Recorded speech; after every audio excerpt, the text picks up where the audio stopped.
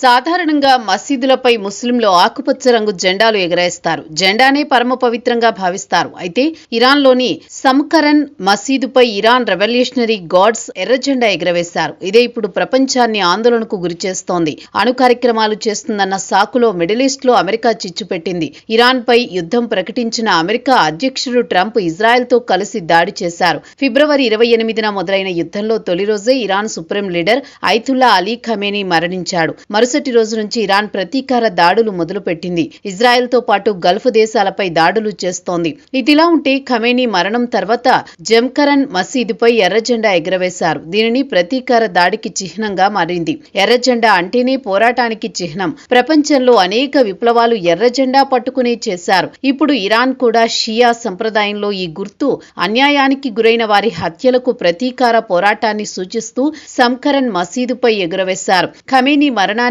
దోహదపడిన వారిపై కఠిన చర్యలు తీసుకుంటామని రివల్యూషనరీ గార్డ్స్ హెచ్చరించడంతో ఈ జెండా ప్రాముఖ్యత సంతరించుకుంది. ఇది మతపరమైన ధైర్యాన్ని, దీర్ఘకాల పోరాటాన్ని ప్రతిబింబిస్తుంది. ఆపరేషన్ ఎపిక్ ప్యూరీలో అమెరికా ఇజ్రాయెల్ వైమానిక దాడుల్లో టెహ్రాన్లో ఖమేనీ మరణించారు. మషాద్లో 1939లో జన్మించిన ఆయన ఇరాన్ విప్లవ సమయం నుంచి అధికారంలో ఉండి దశాబ్దాల పాలన చేశారు. దేశంలో నిరసనలు, కొన్ని చోట్ల ఆనంద వ్యక్తీకరణలు కలిసిపోయాయి. ట్రంప్ ఖమేనీని క్రూరుడిగా అభివర్ణించి ఇరాన్ ప్రజలు స్వాతంత్రానికి అవకాశమని చెప్పారు. నెతన్యాహు విప్లవానికి మద్దతు తెలపడంతో ఇజ్రాయెల్ సైన్యం ఆయనను ప్రాంతీయ విఘ్నకర్తగా చిత్రీకరించింది.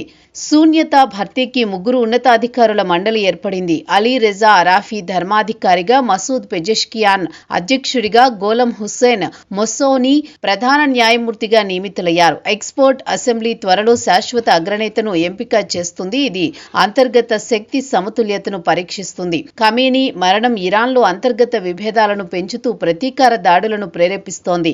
మసీదు జెండా ప్రపంచ శాంతికి సవాలుగా మారింది. దౌత్య ప్రయత్నాలు తప్పనిసరి. పాలనా మార్పులు దీర్ఘకాల భద్రతను ప్రభావితం చేస్తాయి.